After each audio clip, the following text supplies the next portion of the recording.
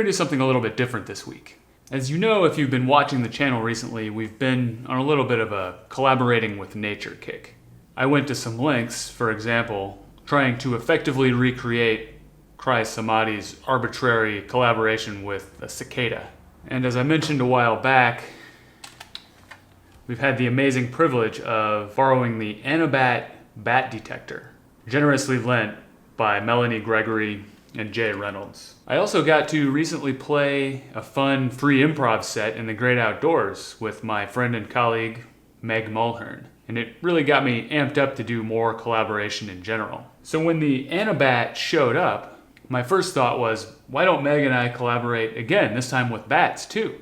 We looked at our schedules, batted some dates back and forth, and then... Like a swarm, kind of like if you're in a cartoon and you're in a cave and you have to cover your head because the bats all fly past you. Yeah, it does have that kind of like, the swarm is all around you. It's definitely an exaggerated, concentrated swarm. After deep diving into Jake's bat cave patch, I decided that I really wanted to hear Jake play with real life bats. So what you're going to hear is Jake and Meg playing together with the bats of Beaver Lake here in Asheville. The Bat hears their supersonic calls and uses an audio divider to generate an audible signal from them, which sounds something like this. We took the audio output from the Bat Detector and patched it into the external inputs of two Stregas. Meg played hers with a zero coast, Jake played with a zero control. This was an impromptu adventure in trying to find bats at dusk and setting up quickly with only battery power. So the lighting is a little murky. So let's focus on the listening experience as Meg and Jake listen and play along with the bats and with each other. And stay tuned after for a little conversation about the experience with Jake and Meg. Now, to the lake.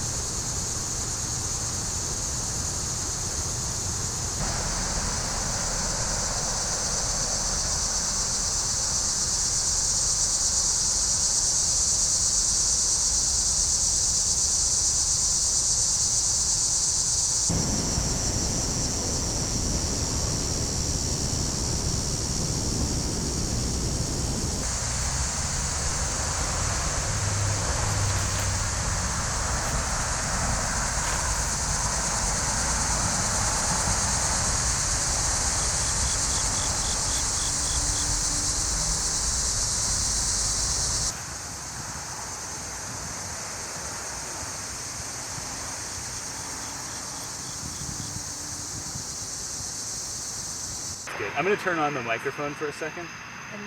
Okay. I've turned it down, but just so that I can get a clap where it'll sync the audio.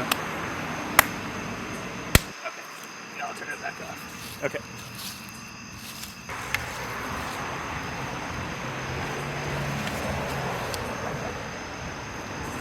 I kind of like that pointing down like that, if we can figure out a way to do that. Like suspended somehow? Yeah. Maybe I could just hold it.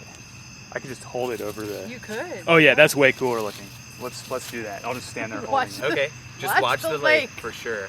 We could scoot back a little bit. Should I fall in the lake? That's the big question. No, you probably... Yeah, that does look really good. Isn't that crazy as hell? It sounds like it's an oscillator. It sounds like the Strega, like with the tonic. I know.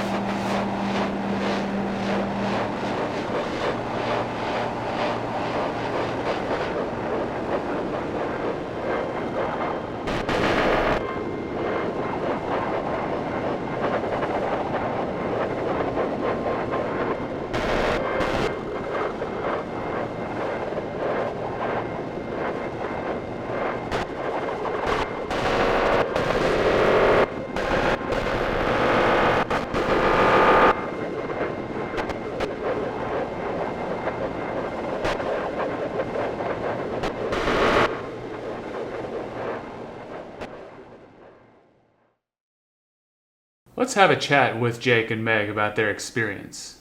I was kind of expecting the bats to kind of sound more like that patch that Walker interviewed me about earlier, and was expecting it to sound more like, I don't know, like I actually Googled like bat sounds and got 2 hours of bat sounds, and it sounded like really high frequency crazy stuff, but it ended up being kind of more of this like oscillation crazy sound. Like it brought, instead of it bringing it down to like where we could hear it, it brought it down to like way where we could hear it. You know, Yeah. which was cool. It's kind of like more of this response. Yeah, I think that I didn't really know what to expect. Yeah. I just was I was hoping they would be there, number one. Number two, I was hoping that they would kind of show up and make themselves known, and you know, using that as a source material, something that's like chaotic, like you don't have any control over that. So I really liked being able to do that. Yeah, I thought it ended up working really well with the attitude of the Strega also, because I felt like the sound, you know, was very chaotic, but the modulations and the envelope follower from the Strega kind of let them play the instruments a little bit more. Sure.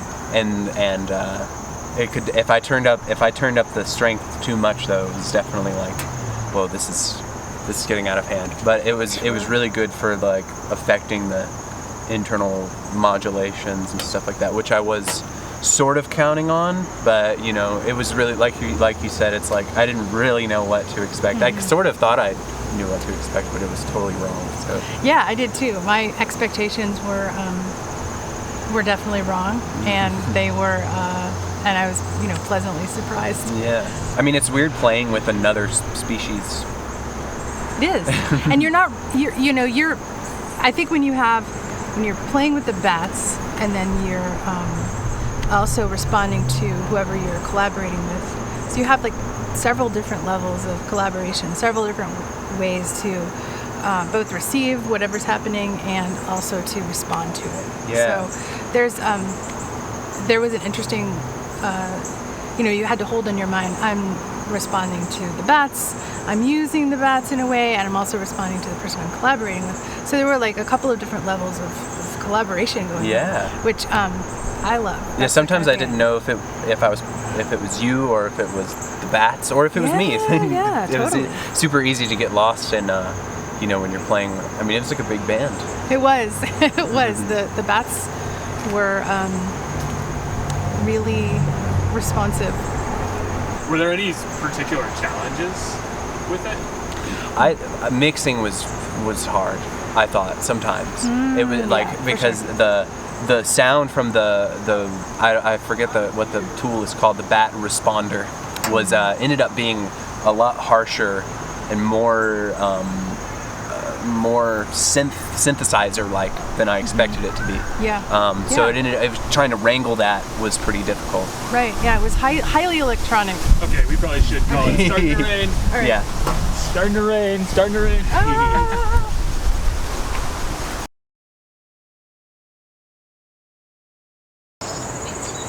So when we left off, you were in the middle of talking about the challenges of mixing in that situation.